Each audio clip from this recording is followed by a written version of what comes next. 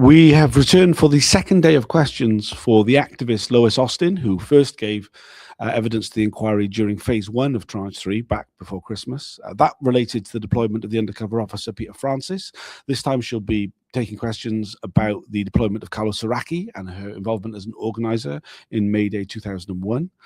Then this afternoon we'll be hearing from Jason Bishop, the undercover police officer who was first interviewed on Monday, originally scheduled just for one day because some time ago, the chair of the inquiry, John Mitting, said that it was an unremarkable deployment. He has clearly changed his mind on that, and Jason Bishop is back for a second day. It should be noted that on Monday, we only got through the first 2 years of his deployment. He was deployed for 7 years, so there's a lot to get through this afternoon. I'm joined with Evelyn Lubbers of the Undercover Research Group. What are you looking forward for us hearing today? Well, Lois is always she's got a very sharp mind and a lot to say. She is a speaker as an organizer, so she will have a lot to say about Carlo. She feels she hasn't been in a relationship, but as an organizer, she did a lot of work with him, and she has a strong opinion on him. So, and with everything that came out during the last few days with him, being corrupt with the STS, the now almost famous rent book, where he claimed rent that he never paid. He just bought a rent book at a local shop. I mean, we apart from the incidents around the town hall, Hackney Town Hall, that's the one. We didn't see a lot of the reports of Carlo Soracchi yet. I imagine that will be different with Lois Austin's questioning. Yeah, because most of the women he was in a relationship with were not reported on a lot, so that's why we didn't see the reports. And having only half a day, or even meetings, or people keep saying like at 12 we'll start with Jason Bishop again, seems not enough time again, like 2 hours to go through reports. And then again in the afternoon, if we do the Jason Bishop, we have to not only do the next 5 years of his deployment, but there's also a lot of questions that were not really asked or were not followed up on Monday when he was first heard. The questioning was rather weak, to say it in a friendly way. So there will be if Daisy Monaghan doesn't sort of gets her act together, there will be a lot of Rule 10 questions asked after she's finished by the lawyers who feel that important issues have not been discussed. So like normally we end at 5. The building closes at 7, but I doubt that we're going to get through everything in time. Yeah, I mean, there was a great deal on Monday that was very frustrating as a watcher. Not just unanswered questions, but unfollowed up questions. I mean, particularly the one that we heard, just for one of the breaks, where there was a question about the use of corporate intelligence, commercial infiltrators into groups, and his knowledge of that, which was asked. He claimed he couldn't hear it. We went to break, we came back, and it was just forgotten. Yeah, it was just forgotten. And they took it as a fact that there were commercial infiltrators in his groups. The question rather was, what did he know of them? And that is so important. And it's so, there's no doubt there were a lot more commercial agents in the groups that climate change groups, RTA, Reclaim the Street, which blocked the city of London. There's lots of companies and lots of money involved in countering that. So no doubt there were more commercial agents that we know of, and even the ones that we know of have not really been discussed here, which I think is a great failure of the inquiry. Yeah, there also will be part of today will be enclosed. It hasn't been made clear by the inquiry, but I get the impression that will relate to the questioning of Jason Bishop as opposed to Lois Austin. Yeah. Though that, like I said, that hasn't been made clear. Hopefully that won't disrupt the day too much. They have to for some reason they say they have to rearrange the hearing room. I mean, we can't go in when it's on. I don't know why they say things like that, but sometimes it does take a while. Hopefully that won't hold things up too much. Yeah, I mean, the remaining 5 years of the deployment of Jason Bishop is Very significant. One of the areas that I think is going to be a problem is that one of the last things he did, basically, essentially, he withdrew, but then he was dragged back in order to cover the G8 in Scotland. Now, Scotland is outside the England and Wales jurisdiction of this public inquiry.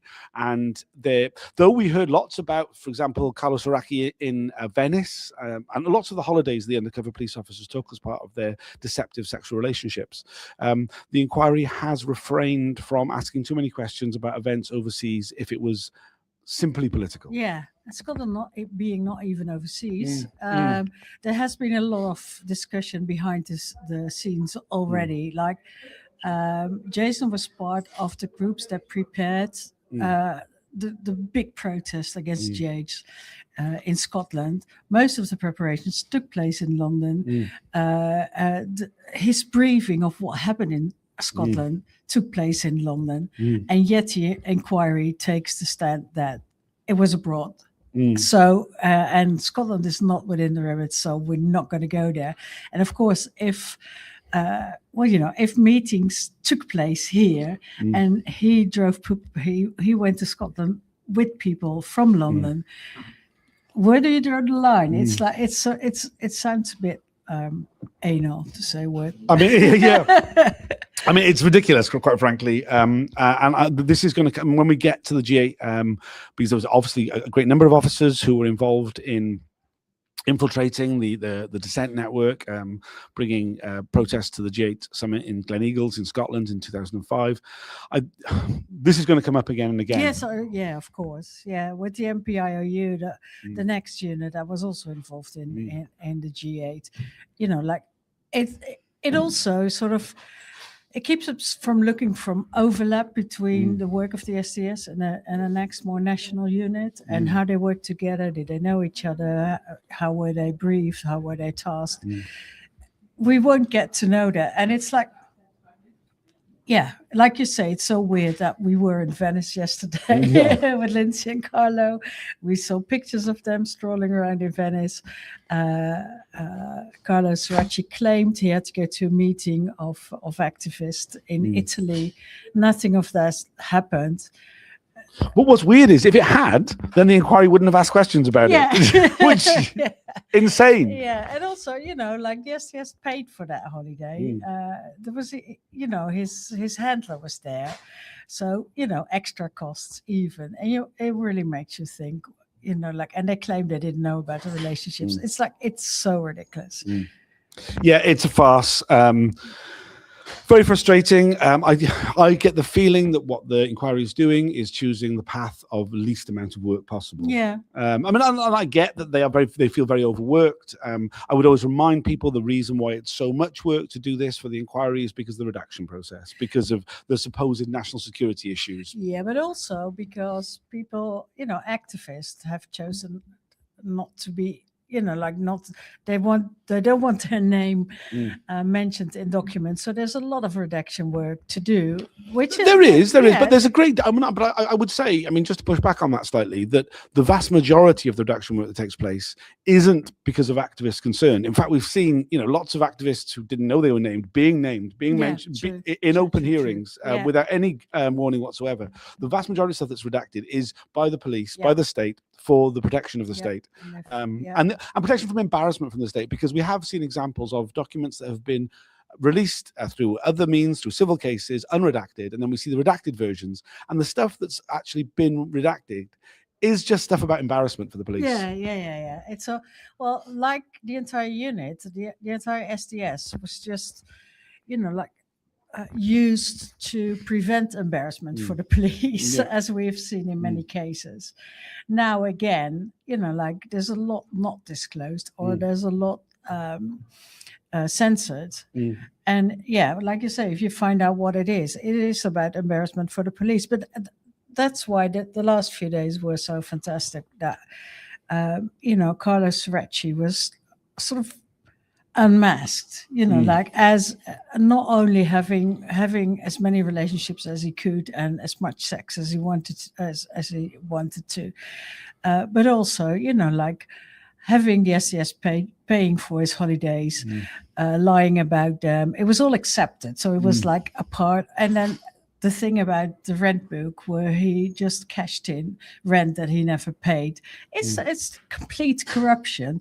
So it's very good at this kind of, it's not just relationships, it's the entire corrupt grooming gang that made as much money as they could. And that, you know, that comes to light now, and that is going to be very interesting next week. We're going to go in fairly soon. The broadcast by the inquiry will start at 10:10, as it always does. There's always a delay. Actually, it might be more like 12 minutes past, 13 minutes past. That things don't necessarily start on time.